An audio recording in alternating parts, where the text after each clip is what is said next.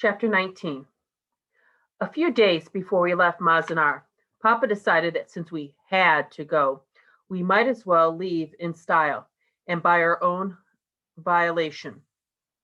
He broke free of the lethargy that had nailed him to our steps for months.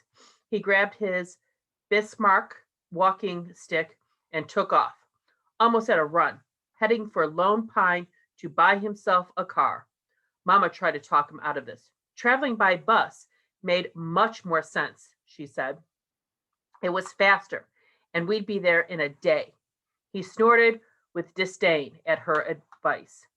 Before the war, we had always preferred offbeat, unpredictable cars that no one else of his acquisition would be likely to own.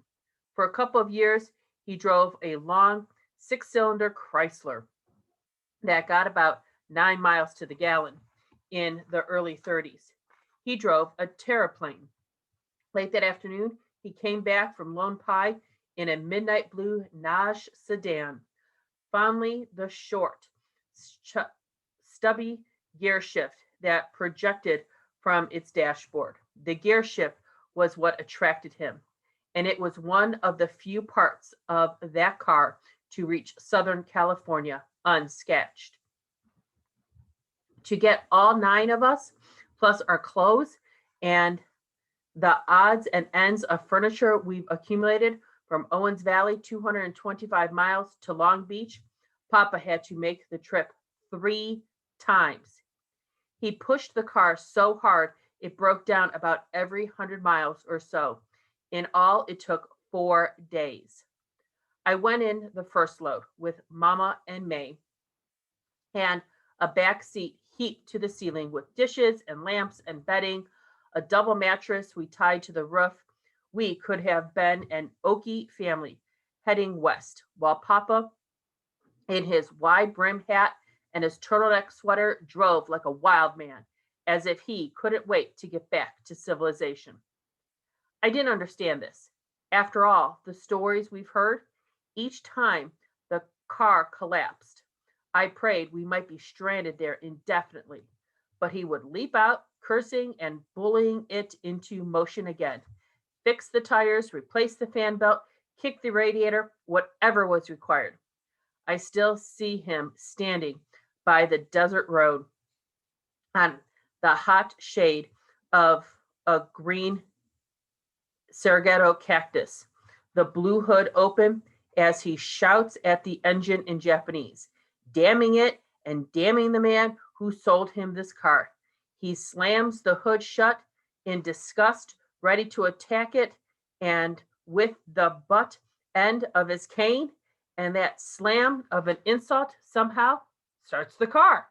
So that Papa has to jump in and grab the steering wheel and that dashboard gear knob before the Nash drives away without him. When he came back from the Lone Pine, he was drunk on the first real whiskey he had tasted in years. He was drinking all the way past Mahove and into southern suburbs of Los Angeles.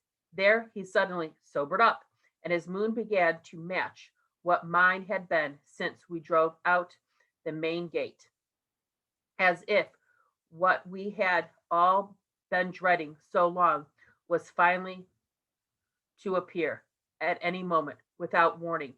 A burst of machine gun fire or a row of suburba shave signs saying, Japs, go back where you came from.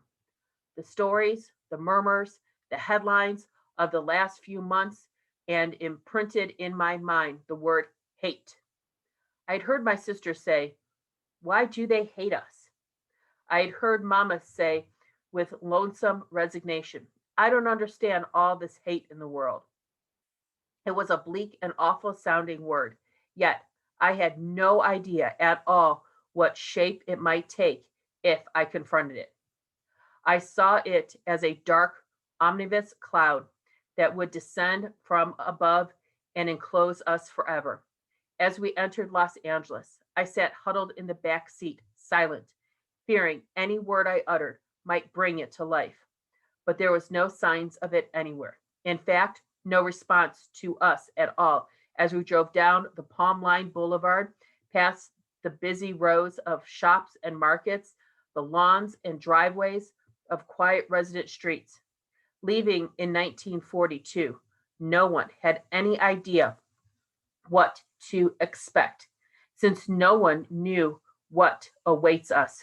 We had been underprepared, and that just deepened the shock of what we found. Now, the situation was reversed. In our isolated world, we had overprepared for shows of abuse.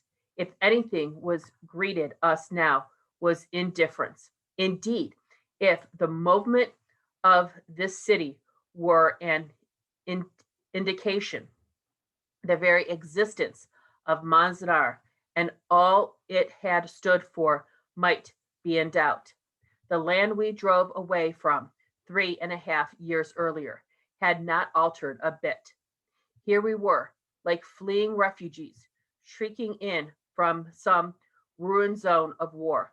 And yet, on our own 6 hour drive south, we seemed to have paused through a time machine, as if in March of 1942, one had lifted his foot to take a step, had set it down in October of 1945, and we expected to just keep on walking with all interventing time erased. In the months to come, because one did have to keep on walking, one desperately wanted to believe nothing had changed during those years of suspended animation. But of course, we had soon discovered everything had. Our most immediate problem was where to live. What Papa had read in the paper was true. Housing was short and getting shorter. During 1944, over 1 million people had moved into California from the South and Midwest. But due to wartime priorities, very little new housing had been developed. Now, 660,000 Japanese Americans were returning to their former communities on the West Coast and being put into trailer camps, quasi huts, back rooms of private homes, church social halls, anywhere they could fit. We were luckier than many. The American Friends Service, the same people who had helped us after the eviction from Terminal Island, helped us rent and move into an apartment in the Cambrian Homes, a housing project in West Long Beach, built by the government for shipyards and defense plant workers. At the time, it seemed to be a big setup in the world. There would be no more standing in chow lines. Now, Mama had a stove to cook on. We had 3 bedrooms and we had an inside toilet. As soon as the front door was closed, Papa went in and flushed it. And when it worked, we all hooted with delight. I didn't really see Gabriel Holmes for what it was until I started high school a few years later. It looked like a half finished and under-maintained army base. Long 2 story Sokoa buildings were set in rows like barracks. Peeling 2x4 banisters guided you up the outside stairways. Community clothing lines ran above the ragged strips of grass. Mama picked up the kitchenware and some silverware she had stored with neighbors in Boyce Height. But the warehouse where she stored the rest had been unaccommodatingly robbed of furniture, appliances, and most of those silver anniversary gifts.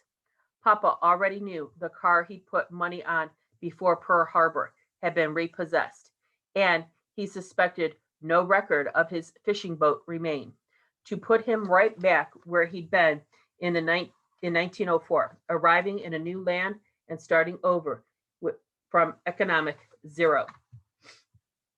It was another snip of the Castronix scissors, and he never really recovered from this, either financially or spiritually. Yet neither did he entirely give up.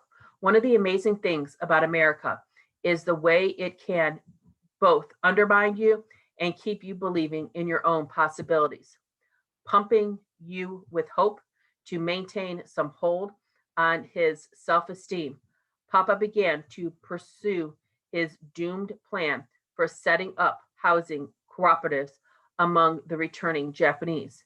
In all small front room, he built a drafting table and worked on sketches from what would be the thick pile of blueprints he carried to households and civic offices all over Los Angeles looking for support. Mama's first concern, meanwhile, as always, was how to keep money coming in. She had saved about $500, but that wouldn't last long. Soon after we settled in the Cambrola homes, the Friends Service found some openings at one of the fish canneries, and she went back to the kind of job she'd had when we lived on Terminal Island. It meant much more to her now than it had before the war. In 1941, after Papa disappeared, she was making time while we drifted, awaiting the inevitable. Now she knew the household income was going to be her responsibility for quite a while. Papa would never accept anything like a cannery job. But if he did, Mama's shame would be even greater than his. This would be a sure sign that we had hit rock bottom. So she went to work with as much pride as she could muster. Early each morning, she would make up her face, she would fix her hair, cover it with a flimsy net, put on a clean white cannery worker's dress, and stick a brightly colored handkerchief in the lapel pocket.